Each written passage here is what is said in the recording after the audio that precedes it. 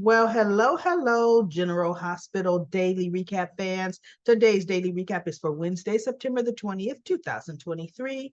Wednesday, September the 20th. I am having allergy slash asthma issues, y'all. So I will be clearing my throat constantly. So I'm just giving you fair advance warning. So let's dive right in.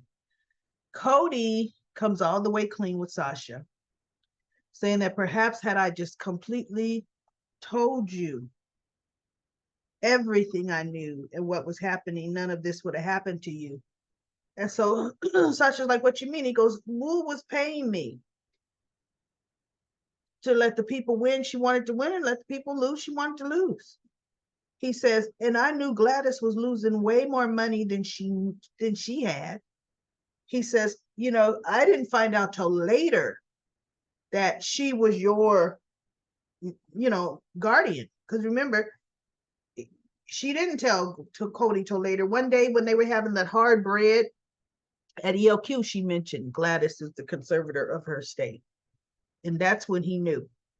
And he says, I should have told you then. And she says, well, why, she goes, well, Cody, to be fair, you've told me for months not to trust Gladys, to check my finances. He did. He said, you know what? You need to check your finance. And she goes, I just never did. I trusted her completely. He says, but I should have really just laid everything out and you would have seen it. So she goes, why didn't you? He goes, well, Selena Wu made it clear to me that nothing was going to mess up her card operation. And she meant it. She meant business. So she goes, I tried to quit and she wouldn't let me. So anyway, of course, Sasha forgave him because she goes, look, he's the one that's the one facing criminal charges. She's a victim, according to everybody else. And so she goes, no, Cody, I don't blame you. I'm just happy you cared enough about me to put yourself on the line for me. I don't know anybody that would aside from Brando, right? And so they were getting ready to go to bed. And she goes, look, I don't feel good about you sleeping in that, me just having the bed. And where you going to sleep? He goes, my trusty chair over here. She goes, no, that's not good enough. I thought she was going to offer to share the bed with him. But she did the next best thing. When they came back to them, she was in the bed and he was on the floor with a pillow and a blanket. He had a blanket over him. So that was a good compromise, right? And so she's like, Cody, are you okay on the floor? And he pretended like he was snoring. So she goes, good night, Cody. And when she leaned back on the bed and laid down, he opened his eyes and he kind of smiled. I thought, now see, I do like Cody with Sasha because he's had to care for someone other than himself. With Britt, he didn't have to care for anybody other than himself. He was just trying to get that necklace from her. Right? That's all he wanted. But with Sasha, this is somebody he's having to really care. And he's showing that he can care for people. I like that. He could be a friend. So that was good to me. And then we have Ken Schreiner is back. Or Shiner, I think Schreiner, is back. See, I thought they got rid of Scott Baldwin's character. Nope. He just had a nice long vacation. Or they decided, look, he's reoccurring anyway. So they had him show up. He and Lucy showed up to Maxie's place, the spot game, poker chips and everything for game night. And some, as Scotty said, some hooch to drink. So they come home. Maxie comes home or out from the back. I can't remember which. And they're talking, and Lucy's just talking about, she wants to keep her mind off of what's going on. And Maxie says, Lucy, you need to think about the 25%. And she's like, no, that's not enough. They want me to give up 25% of my hard-earned company. And Maxie's like, I have children I have to provide for. And so Lucy's like, psh, look, they offered me way more than that, and I still turned her down. Or she offered me way more than that, and I still turned her down. And Maxie said, wait, back up right there. What? Yeah, she offered me 49%. And I said, no. Maxie says, are you out of your mind? You said no to 49%? She says, how selfish can you be? She says, well, because they want me to give up my 1% of ELQ stock. And Maxie said, you mean the 1% that you got from Alan Quartermain? And so Scott's like, hey, that 1%'s her cash cow. They're like, shut up, Scott, right? Oh, Maxie had it. She told Lucy, I cannot believe it. And she's yelling at Lucy, and James comes out saying, you guys are playing too loud. And so Maxie goes, sorry, James. And she's taking him back to the back, but she's looking at Lucy, right? Giving her the shrink eye. And Lucy decides, oh, she's mad now. She's going to leave. She snatches up her purse, and Scott's like, wait a minute, wait, what? We didn't even get settled in here, right? But, of course, Scott's going to have to leave with her because they came together. But anyway, he brought up Liesel's name, but he didn't really talk about Liesel, right? And I forget what he even brought up her name in reference to. I hate the fact, everybody, I can't do my Felicia impersonation. It won't come out right with what's happening here, right? But next time I will. So that was them. And then we have Anna. She and Sonny are actually becoming very, very close. She came to him and asked him, was his offer for protection still on the table? Because she's going to accept now. And she told him what happened.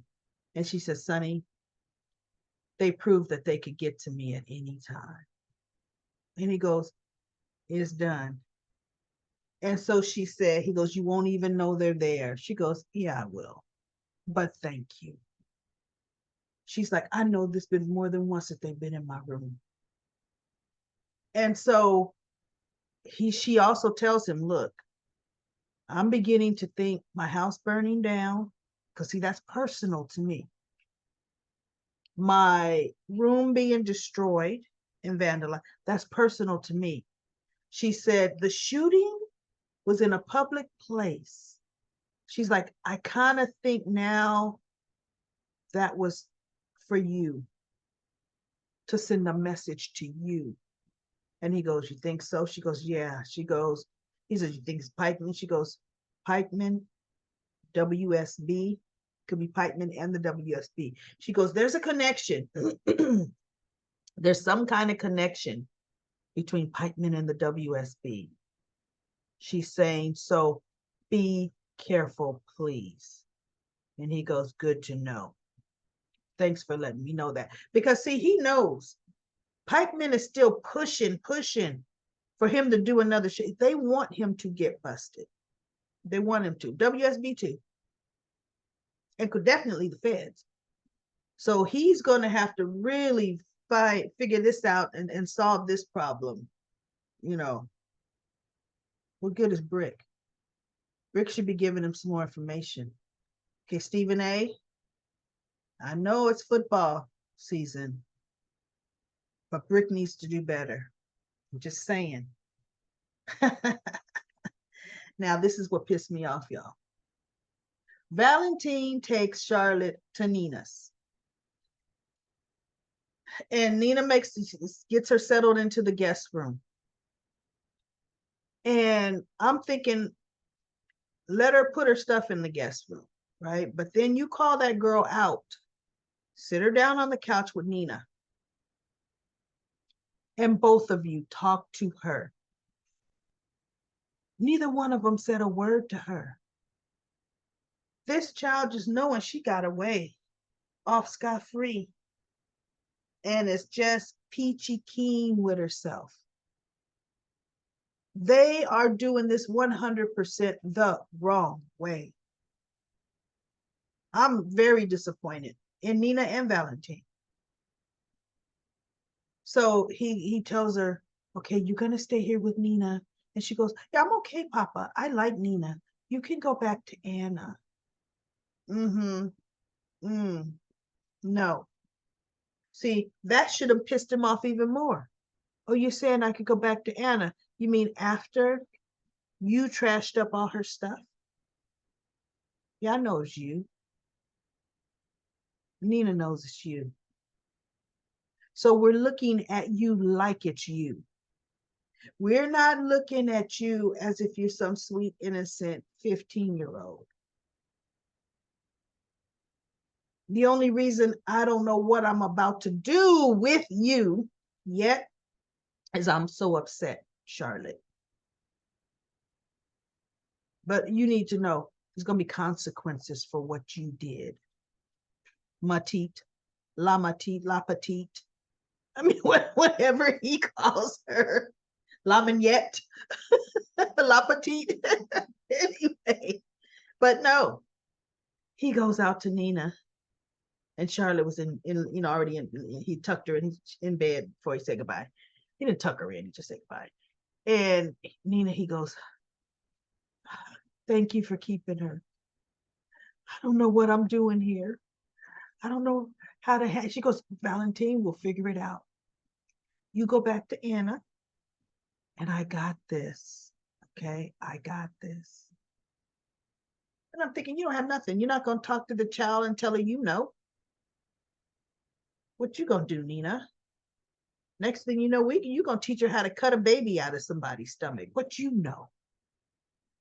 So then it shows Charlotte with some kind of, I think those are tarot cards. See, I'm not into that kind of thing, y'all. Ain't playing with that.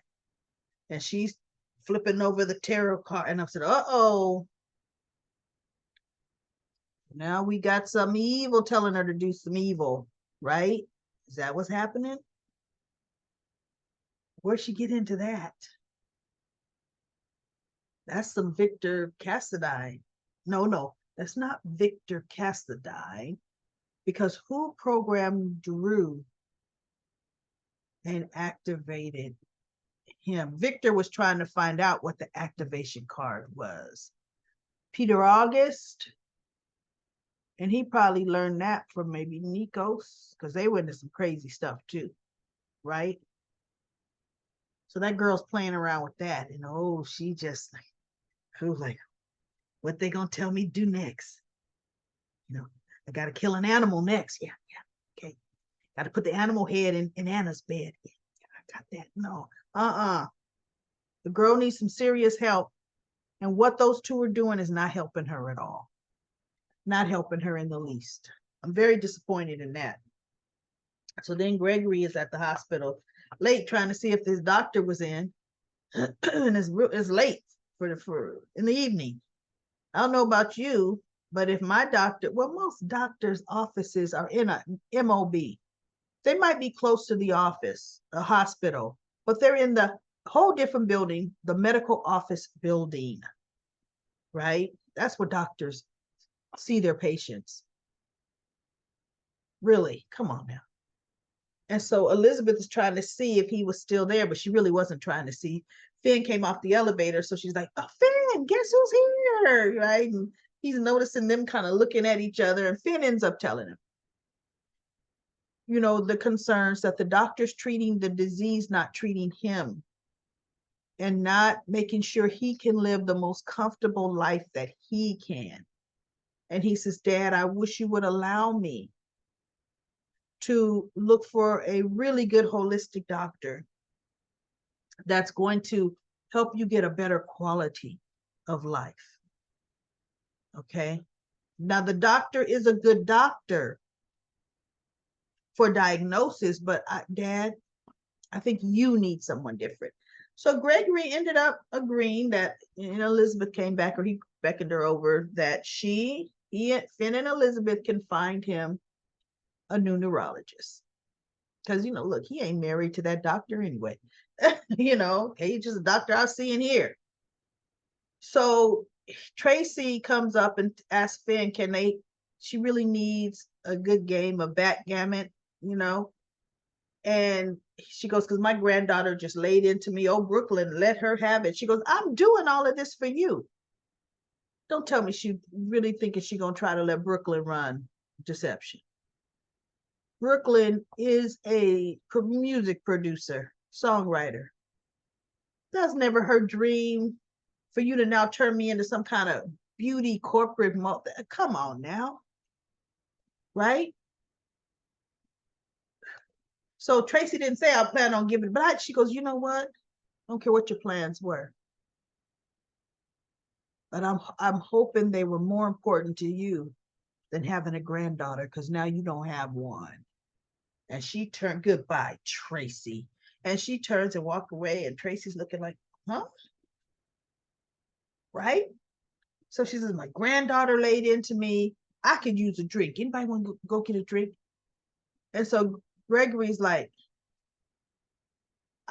let's go get a soda from the vending machine. And she kind of looked at Gregory like, what?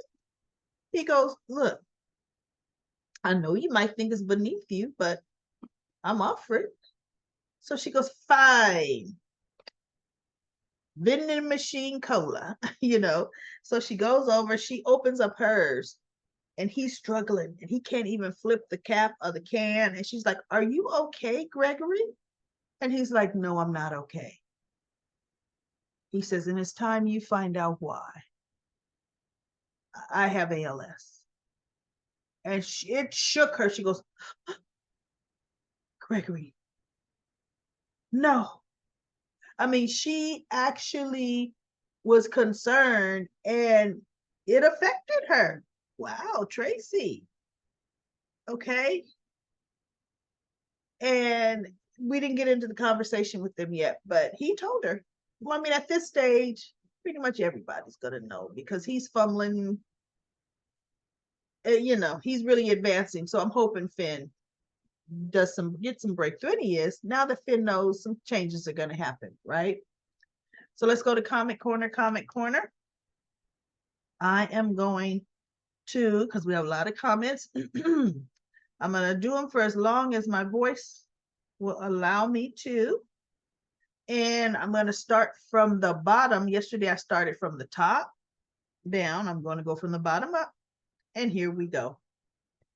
Alfreda says, I remember when she put a snake in Ava's purse. That was Charlotte. Yep, Charlotte's something else. Sabrina says, hi, Lisa. I agree with you. Charlotte, a.k.a. Little Esme, Little Nell as well. Minnie Helena has always been a mean girl. She bullied Aiden. She brought a snake to Violet's party at the Q's. That little girl feels abandoned, no mother. Her father is never around. Like Spencer, she might feel abandoned. But Valentine will send her off to a boarding school so she doesn't face her consequences. Just a thought. And then Sandy said, let's see, she's responding to something I am says. And then let me start with Sandy's comment and go down, because that's probably where it starts from. Charlotte needs to face consequences for her action. If she doesn't, she will continue the same behavior. Sam and Dante need to find Gladys so Sasha can finally confront her. That's true. I am says Charlotte is a Cassadine bully.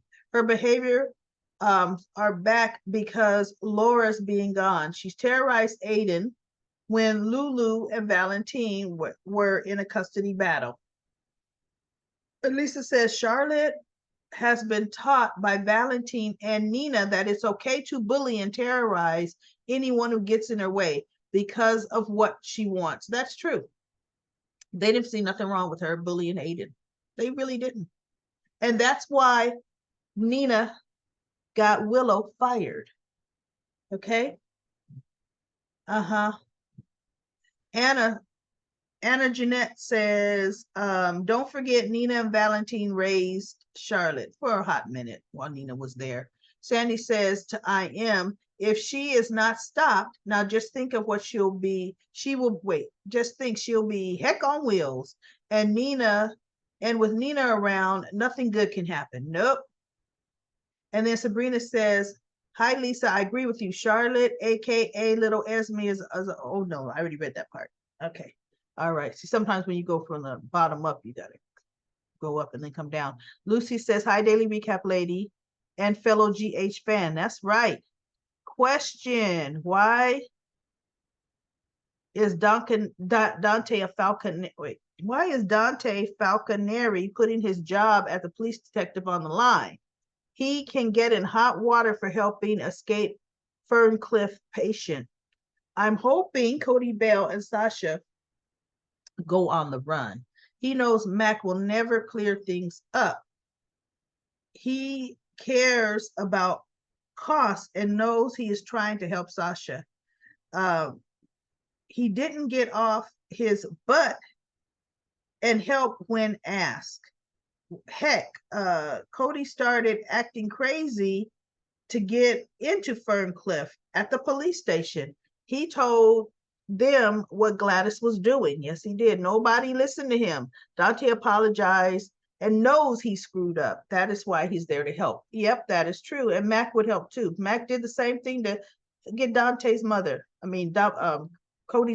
out of Ferncliff. And then Sheila says, hi, gorgeous recap lady. I've been noticing the dates of some of your recaps don't match. September 9th shows September 14th. On my pad today. September 9th shows the date of September 14th. I'll have to look at that. I just happened to be up at 2 a.m. Watching a video and hoped you would be giving your recap for Tuesday, September the 19th. Well, the heading might say the 14th. September 14th. The heading might say the 14th. Maybe I didn't change the date, but it's gonna be we'll see. Look, because I just did the 19th 2 days ago. And the 19th was Tuesday. So no, I'll check the heading. The date was wrong. It's great you announce the dates of your recap. Yeah, when I get on, I say the date. So maybe just the heading is wrong. I'll have to, thank you. I'll have to look at that. Because I don't get to do them the exact day that they come on sometimes. I'm telling you, everybody, oh my God. In my professional life, I'm doing a lot of traveling. I am getting so busy. And on top of that, I'm moving residence. I'm moving my house. So I'm packing, doing business, traveling, trying to do my recap. Oh my God, but I'm still here. So you might catch some of the little flubs like that. But, and then if you notice, sometimes I'm throwing in 4 videos of one day. That's because I finally got back into town where I can do it, right? So anyway, Ron says Taggart is on the missing list again. They need to bring him back. No, they don't. Keep Taggart gone. He has never been an asset. And then Lucy says, I wish Trina would call Curtis dad call Curtis dad. You must mean instead of Taggart. Oh, instead of Curtis, just calling him Curtis. And I am says she goes back and forth. That is so true. She does go back and forth. Now let's go to where Sheila says Dr. Finn is very attentive dad. Although he's a busy doctor, he makes time for his daughter. As for Valentine, he lives a lifestyle full of constant drama and danger.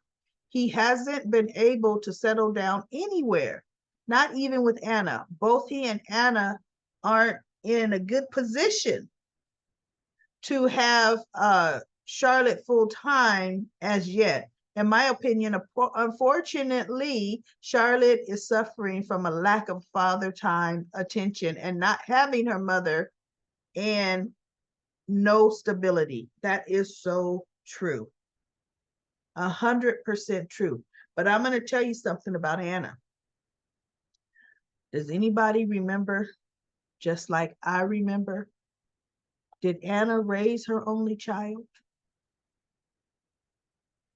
No, she did not. Anna did not raise Robin. Mac did. Mac raised Robin, Maxie, and Georgie. Mac has raised 3 kids. Okay. So Anna doesn't know stability. She was always a spy. Part of that time, she was a double agent. Part of that time, her child got kidnapped because of her lifestyle. I mean, Anna has always, and that's why she wanted her under the safety of Mac, because of her lifestyle. So anyway, Dacia says they didn't show that person. Oh, we're talking about, oh, let me go back up to the top. Maybe there's a main comment here. No, right here. NK Rose says, I guess Spencer's sitting around because he would immediately inherit his dad's state. Hopefully, he buys back his house, and I hope Ava will give it to him for free. And NK Rose says, if Charlotte had been with Lulu, who wasn't spoiling in her, really, because Lulu was the one making her take some consequences for that bullying and overlooking her bullying, she would have had a stable life. Instead, Valentine chose Nina for her mother figure, only for them to break up. And then NK Rose says, Charlotte is probably tired of her dad always caught up in some mission with Anna. Charlotte has been living with Dante for months. And DB says, as soon as I saw La Petite, La Petite Minuet, whatever, I knew it was her. Remember the steak she put at the birthday party? She's a little Helena. And Jake scares me. Dacia says, they didn't show that person's face. That person had gloves on. That has to be a person, it has to be an adult that could have, whose hands could be with those gloves. Okay, I don't know. And then we have, let's see, oh dear says, have you ever seen a show that all the evidence points to one person as the culprit and it is a totally different person? Maybe Charlotte is a red herring because we see her on the camera. That what if we are all thrown off on who it actually is? I would feel better if we saw on camera, not just convict. Let's not convict her. We did see it on camera. They showed it. They definitely showed it. And they showed her looking around, had the car going in, showed her face. This last time Nina was looking at. Actually, that's what Nina was looking at when Valentine brought her into the office. So yeah, we know it was her because those cards told her to do it, right? There was a man's shoe on camera when it panned down to throw the gasoline. Sonny will get out of Pikeman, but it won't be easy. Yeah, he'll find a way out. And it won't be easy. And then I am says, Valentine spoiled Charlotte rotten. I said last week, Laura did not raise her kids. She did not. Most of these women haven't. Elizabeth is the only one. And she's been crazy in and out. But she's the only one who's kept her kids and been a single mother. Nick was on an island. Well, that wasn't Laura's doing. While she was locked in a tower, Laura and Luke were grifters. They didn't teach Lucky the right thing. Came back to Port Charles with Lucky. Of course, dad next to Nick, the worst dad next to Nick. Lucky Spencer was not a good father. Luke and all the Cassadines. LOL, I miss Luke. I do too, but yeah, you're right. He was not a good dad. And then Lisa says, Valentine shows up and make promises to Charlotte he cannot keep, that it'll always be the two of them. He knows it would not be anytime soon. That is true. And then we have, let's see how far. All right, everybody, we're at probably, let me see what time we're at. We are at, oh my goodness, 12 minutes. All right, everybody, that's it for Comment Corner. Comment Corner. Last thing I am going to say is these two comments. Watch, user P7 says, watch Nina and Valentine sweep the psycho daughter under the rug. And Sabrina says, hi, Daily Recap Lady. I love Trina and Curtis scene. Trina says she loves Spencer. Not sure if he loves her. It is my hope that in New York he will tell her, no, Trina, not calling him dad every 5 minutes. Regarding the Savoy, I think they should bring back Phyllis. Really, it's like Phyllis who? I had to think about who was Phyllis to help Marshall run it. That would be good. Phyllis has experience. She has experience. I think she and Marshall would have chemistry. Just my thought. I think she and Marshall would have chemistry as well. All right, everybody. Thank you. Thank you for your comments. On Comment Corner, there was some I could not get to, but this time I went from the bottom up. Next time, if there's a whole bunch of comments, I'll go from the top down. Whew. All right, everybody, have a phenomenal, phenomenal day.